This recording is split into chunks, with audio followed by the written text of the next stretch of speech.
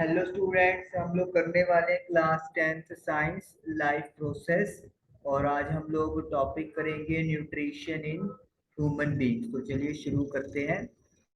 The alimentary canal is basically a long tube extending from mouth to the anus.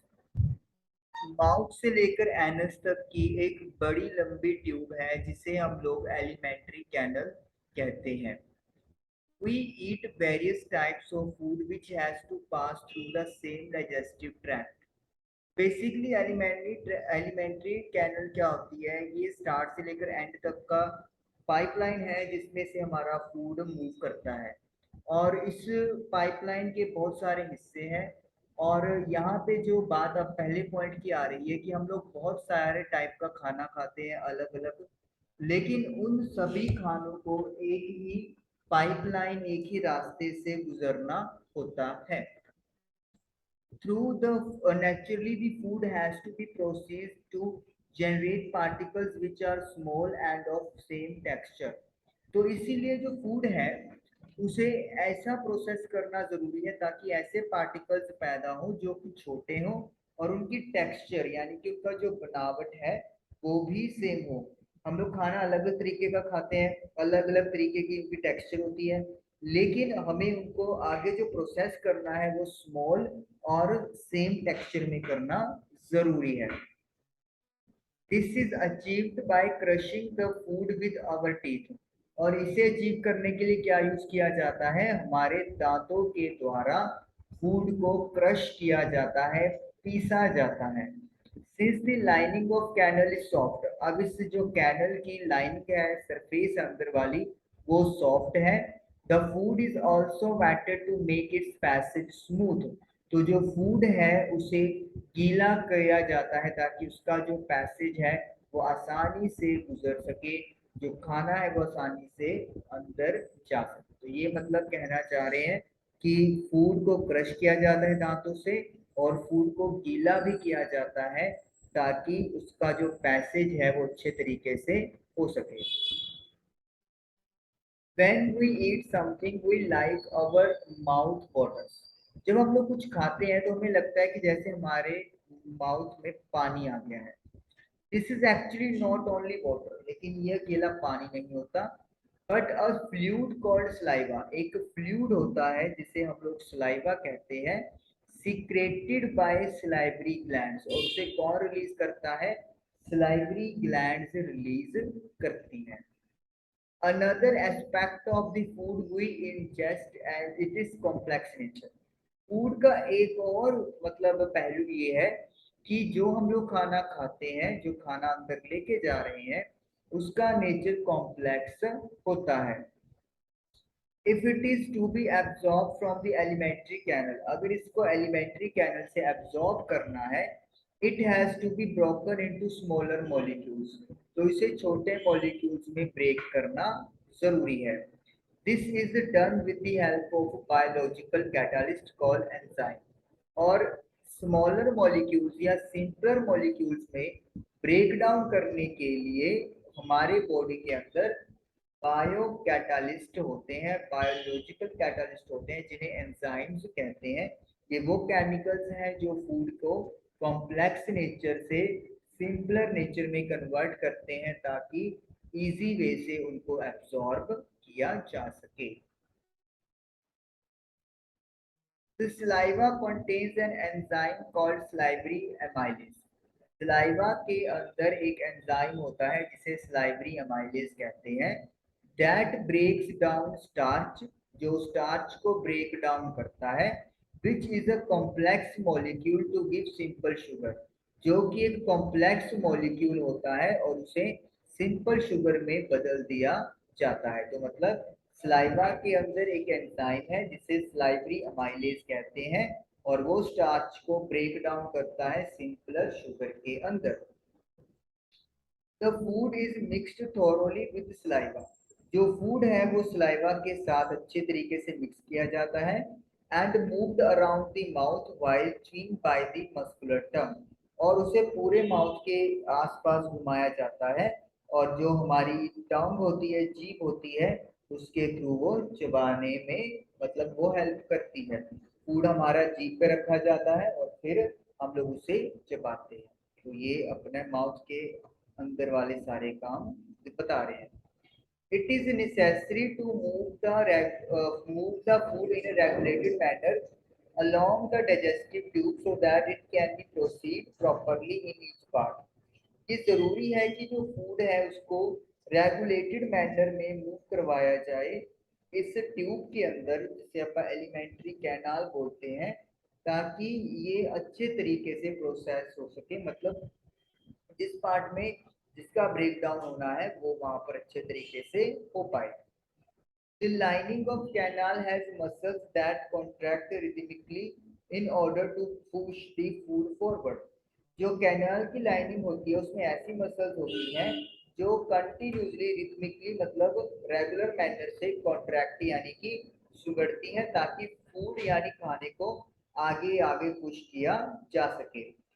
These peristaltic movements occur all along the gut और ऐसी movements को peristaltic movements बोलते हैं। मतलब ये वो movements हैं जो फूड को आगे आगे आगे पुश करते रहते हैं, उसे we call peristaltic movements. From the mouth, food is taken to the stomach through the food pipe or the esophagus. Mouth से जो फूड है उसे पेट में लेके जाया जाता है और जो पाइप उसको लेके जा रही है उसे वी कॉल फूड पाइप या फिर ईसोफेगस भी कहते हैं। तो फूड पाइप या फिर ईसोफेगस फूड को माउथ से कहाँ पे लेके जा रही है, स्टमक यानी पेट में लेकर जा रही है। Stomach is a large organ which expands when food enters it. ये एक बड़ा ऑर्गन होता है स्टमक जब एक्सपैंड यानी कि फैल जाता है जब फूड इसके अंदर एंटर करता है। The muscular walls of stomach helps in mixing the food thoroughly with more digestive juices. Stomach की जो वॉल्स होती हैं वो फूड को बहुत सारे डाइजेस्टिव जूसेस के साथ मिला देंगे। ये डाइजेस्टिव जूसेस केमिकल्स होते हैं जो कि फूड को ब्रेक डाउन करने में हेल्प करते हैं। The digestion in stomach is carried by the gastric gland present in the wall of stomach. तो स्टमक के अंदर जो डाइजेशन होना है उसे गैस्ट्रिक ग्लैंड के द्वारा किया जाता है जो कि स्टमक की वॉल्स के अंदर प्रेजेंट होती है। These release hydrochloric acid, a protein digesting enzyme called pepsin and mucus. तो ये जो आपकी गैस्ट्रिक ग्लैंड्स हैं ये तीन चीजें रिलीज करती हैं, hydrochloric acid, protein digesting enzyme जिसे पेप्सिन बोलते हैं, और तीसरी चीज है म्यूकस। ये तीन चीजें हैं जो कि गैस्ट्रिक ग्लैंड्स स्टमक के अंदर रिलीज करती हैं। The hydrochloric acid creates an acidic medium which facilitates the action of the enzyme pepsin. Hydrochloric acid acidic medium बना देगा जो कि एंजाइम जो पेप्सिन है उसके एक्शन को फैसिलिटेट यानी कि उसको करने में हेल्प करता है। Pepsin is a stomach enzyme that serves to digest protein found in indigested food.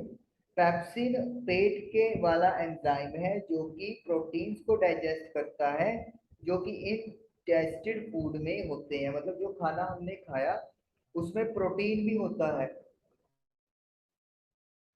तो उस प्रोटीन को स्टमक के अंदर ब्रेक डाउन करने के लिए कौन सा एंजाइम है, पेप्सिन एंजाइम है।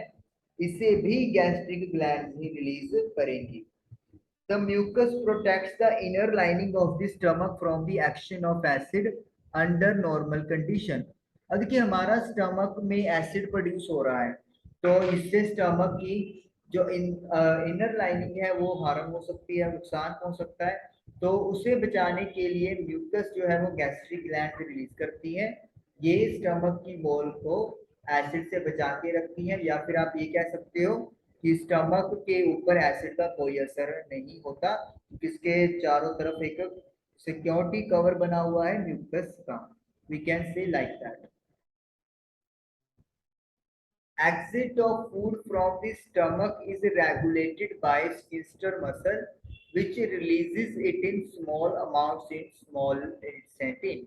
अब स्टमक से फूड बाहर जाने के लिए एक मसल है स्फिंक्टर मसल, जो कि स्मॉल इंटेस्टिन में से थोड़े थोड़े अमाउंट में रिलीज करती है। मतलब अब ये वो पाइपलाइन आ गई जो पेट में से खाना आगे डिलीवर करेगी, और वो पार्ट है हमारे पास स्मॉल इंटेस्टिन। और स्फिंक्टर मसल वो मतलब रेगुलेटेड करने का काम करती है।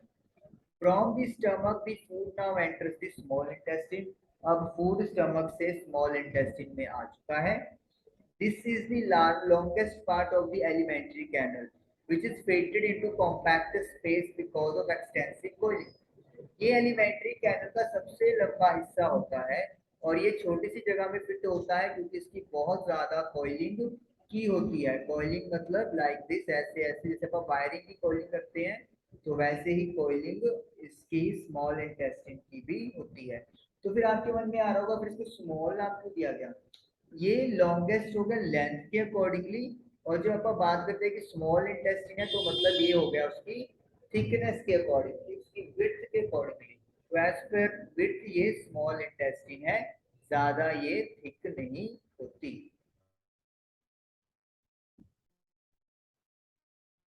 So the small intestine differs in various animals depending on the food they eat. Small intestine की लेंथ अलग अलग एनिमल्स में अलग होती है। वो डिपेंड करता है कि वो कौन सा फूड खाते हैं। Herbivores eating grass need a longer small intestine to allow the cellulose to be digested. जो herbivores होते हैं शाकाहारी, जो घास खाते हैं, उनकी स्मॉल इंटेस्टिन बड़ी होती है ताकि जो सेलुलोज है, घास मतलब मेन कंपोनेंट सेलुलोज है, वो डाइजेस्ट हो सके।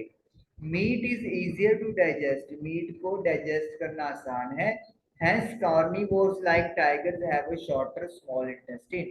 इसीलिए कार्निवोर जो मांसाहारी होते हैं जैसे टाइगर्स, उनकी स्मॉल इंटेस्टिन की लेंथ शॉर्ट होती है, मतलब as compare to herbivores.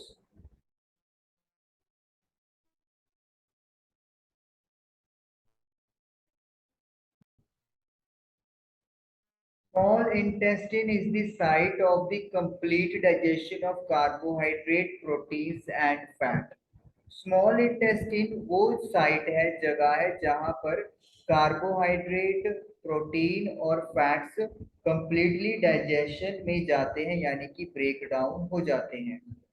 It receives the secretions of liver and pancreas for this purpose. इस काम को करने के लिए इसे केमिकल मिलते हैं, केमिकल रिलीजेस या जूसेस मिलते हैं जो लीवर और पैनक्रियास प्रोवाइड करते हैं। The food coming from stomach is acidic. क्योंकि स्टमक में एसिड रिलीज हुआ है, तो इसीलिए जो फूड स्टमक से आ रहा है वो एसिडिक नेचर का है।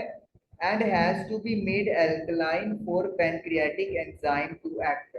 और उसे एल्कलाइन बनाना जरूरी है ताकि पैनक्रियाटिक एंजाइम काम कर सके। तो इसका मतलब क्या हो गया, पेट के अंदर एसिडिक फूड जो आया है अब स्मॉल इंटेस्टिन के अंदर, उसका मीडियम एल्कलाइन बनाना जरूरी है ताकि पैनक्रियाटिक एंजाइम जो पैनक्रियाज रिलीज करेगा वो अपना काम कर सके। Bile juice from the liver accomplishes this in addition to acting on fat. तो बाइल जूस ये काम करता है जिसे लीवर रिलीज करेगा, और इसके अलावा बाइल जूस का काम है फैट्स के ऊपर भी एक्ट करना। तो मतलब लीवर यहाँ पर बाइल जूस रिलीज करेगा, और दो काम हो गए एक तरह से, हम लोग ये कह सकते हैं। पहला काम क्या हो गया है कि पैनक्रियाटिक एंजाइम को काम करवाने के लिए वो अल्कलाइन मीडियम प्रोवाइड करेगा, और दूसरा फैट्स के ऊपर भी एक्ट करेगा। Fats are present in the intestine in the form of large globules which makes it difficult for enzyme to act on them. Fat जो इंस्टेंटिन में प्रेजेंट होते हैं वो उनका साइज लार्ज है, बड़ा है, जो कि एंजाइम के लिए मुश्किल क्रिएट करते हैं, एंजाइम उनके ऊपर अच्छे से एक्ट नहीं कर सकते। Bile salts break down them into smaller globules, increasing the efficiency of enzyme action. तो जो bile salt होते हैं वो इन small globules को break down कर देते हैं ताकि एंजाइम का जो एक्शन है उसकी एफिशिएंसी बढ़ जाए। तो मतलब बाइल सॉल्ट ने क्या करना है, इन फैट के बड़े बड़े मॉलिक्यूल्स को, स्फेरिकल मॉलिक्यूल्स को स्मॉलर पार्ट्स में तोड़ देना है ताकि जो एंजाइम है पैनक्रियाज वाले वो इसको इजीली डाइजेस्ट या ब्रेक डाउन कर सके। Pancreas secretes pancreatic juice which contains enzyme like trypsin for digesting protein and lipase for breaking down emulsified fat। जो पैनक्रियाज होता है वो पैनक्रियाटिक जूस रिलीज करता है जिसके अंदर एंजाइम होता है जैसे कि ट्राइप्सिन और लाइपेज। ट्राइप्सिन का काम है प्रोटीन को ब्रेक डाउन करना और लाइपेज का काम है इमल्सिफाइड फैट को ब्रेक डाउन करना। इमल्सिफाइड फैट क्या, जो अब फैट के मॉलिक्यूल्स छोटे छोटे रह गए हैं जिसे बाइल सॉल्ट ने ब्रेक किया था, बड़े मॉलिक्यूल से छोटे बनाए थे, उन फैट मॉलिक्यूल्स को इमल्सिफाइड फैट्स बोलते हैं। The walls of the small intestine contain glands which secrete intestinal juice। Small intestine की जो वॉल होती है उसमें ऐसी ग्लैंड्स होती हैं जो इंस्टेंटिनल जूस रिलीज करती हैं। The enzyme present in it finally convert the proteins to amino acid, complex carbohydrate into glucose and fats into fatty acids and glycerol। तो जो एंजाइम इसके अंदर प्रेजेंट है वो प्रोटीन को अमीनो एसिड, कॉम्प्लेक्स कार्बोहाइड्रेट को ग्लूकोज और fat को फैटी एसिड एंड ग्लिसरॉल में कन्वर्ट कर देते हैं। तो कहने का मतलब ये है कि स्मॉल इंटेस्टाइन, लीवर और पेनक्रियाज ये तीनों मिलकर अपना अपना कंट्रीब्यूशन प्रोवाइड करते हैं ताकि फूड को कंप्लीटली ब्रेक डाउन किया जा सके। Digested food is taken up by the walls of intestine. जो इंटेस्टाइन है, स्मॉल वॉल की इंटेस्टाइन है, वो डाइजेस्टिव ब्रेक डाउन हुए फूड को टेक ओवर कर लेती हैं। The okay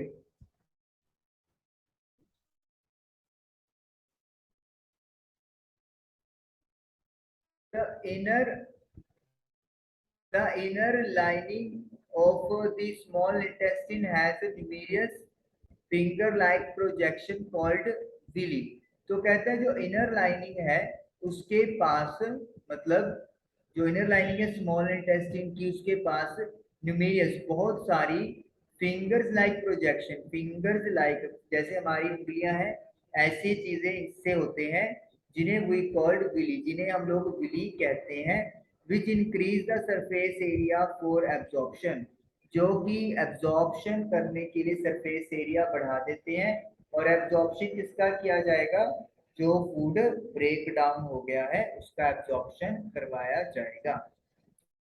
The villi are richly supplied with blood vessels which take the absorbed food to each and every cell of the body।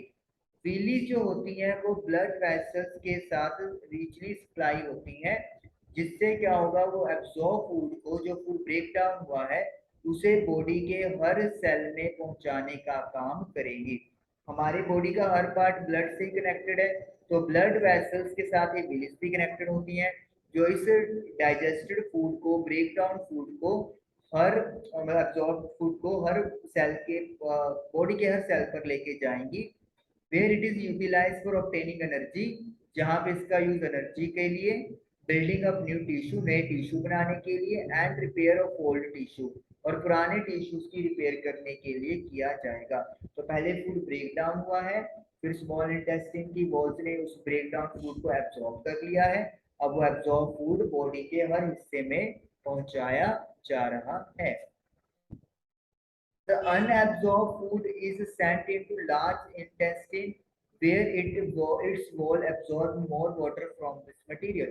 अब जो फूड एब्जॉर्ब नहीं हुआ, break down तो हो गया लेकिन एब्जॉर्ब नहीं हुआ है, उसे लार्ज इंटेस्टिन में भेज देंगे जहां पे इसकी वॉल्स, इसकी लार्ज इंटेस्टाइन की वॉल्स जो पानी है अगर एक्स्ट्रा पानी हुआ तो उसको वहां से एब्सॉर्ब कर लेंगी।